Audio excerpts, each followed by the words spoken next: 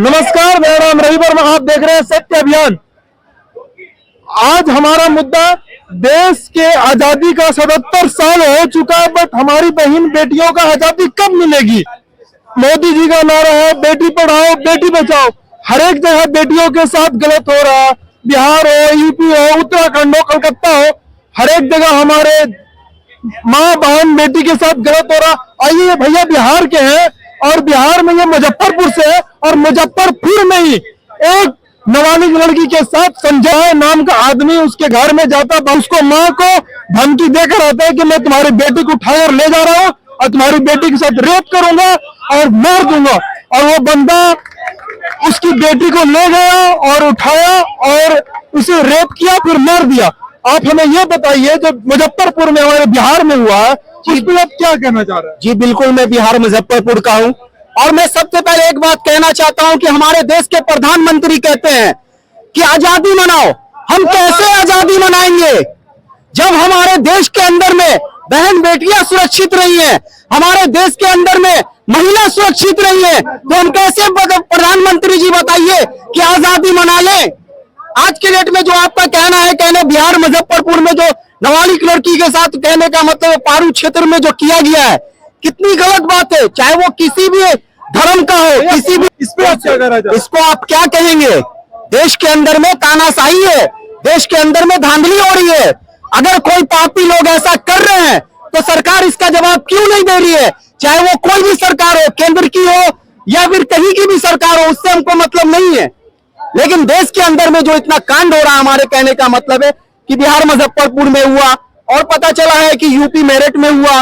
तो ये मैं बता रहा हूँ, बिहार मुजफ्फरपुर में हुआ, मेरठ में हुआ 2 साल बच्ची के साथ। कल की बात है, कल मेरठ में हुआ 2 साल बच्ची के साथ। 2 दिन पहले कलकत्ता में हुआ, फिर एक लड़की के साथ रेप। वो दूसरे जगह काम करती थी, कलकत्ता उसका घर था, वो आई थी अपना गांव घूमने के लिए कलकत्ता, और नेक्स्ट डे ही उसके साथ ऐसा हुआ। हमारे पूरे देश में हमारे बहन बेटी के साथ ऐसा लगातार चल रहा है ऐसा शोषण। ये कब सुधरेगा, कब क्या करेगी बताइए। वही तो कहते हैं, हमारे देश के प्रधानमंत्री जी कहते हैं कि हम विश्व भारत बना रहे हैं। क्या यही विश्व भारत बना रहे हैं आप, कि देश के अंदर में इतनी रेप कांड हो रही है, ऐसा भारत आप बना रहे हैं। हम कैसे मान लें। कहते हैं कि 2047 तक हम विश्व भारत बना लेंगे। 22 करोड़ जनता को राशन दिया जा रहा था 2014 से पहले, आज के डेट में 80 करोड़ जनता को राशन दिया जा रहा है। तो आप कैसे विश्व भारत बना लोगे। प्रधानमंत्री जी जरा हमें ये तो बताओ। बेरोजगारी बढ़ती जा रही है, आबादी बढ़ती जा रही है, और कहने का मतलब है कि आप इस पर कोई एक्शन नहीं ले रहे हैं, केवल जुमलाबाजी कर रहे हैं और कुछ नहीं है। अब आरोपी को क्या सजा मिलनी चाहिए। आरोपी को बस कुछ सजा नहीं मिलना चाहिए, उसको फांसी की सजा मिलना चाहिए, बस डायरेक्ट, और कोई मैनेज नहीं करना है। डायरेक्ट फांसी का सजा होना चाहिए, चाहे कहीं भी हो। कोई भी ऐसा कर रहे हैं बिल्कुल गलत है। अरे तो उसकी माँ बहन बेटी, क्या हमारी माँ बहन बेटी नहीं है। एक बंदा हमसे पूछ रहा था कि भाई प्रधानमंत्री मोदी जी अगली बार जो है बहन बेटी को राखी के समय में 200 रुपया सिलेंडर पर कम किए थे।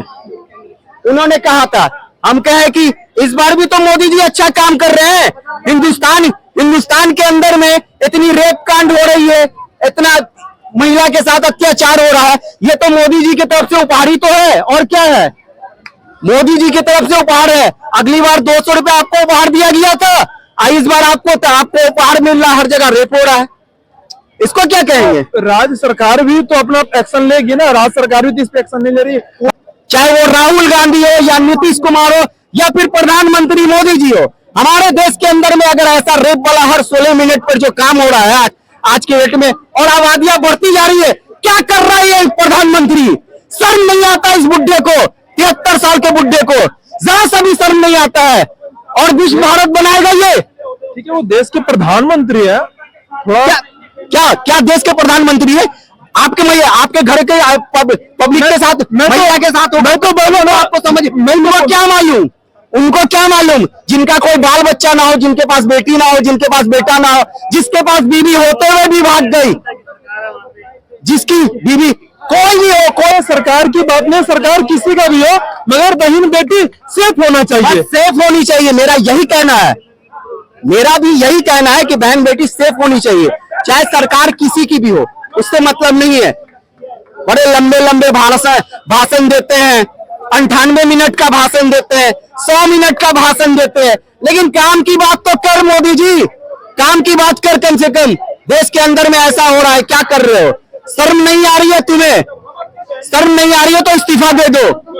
आपने हमारे देश का जो न्याय का गुहार लगाया, बट हमारे जो बंगाल के मुख्यमंत्री ममता बनर्जी है, वो खुद रोड पे उतर के धरना के लिए बैठी हुई, तो वो किससे न्याय मांग रही है?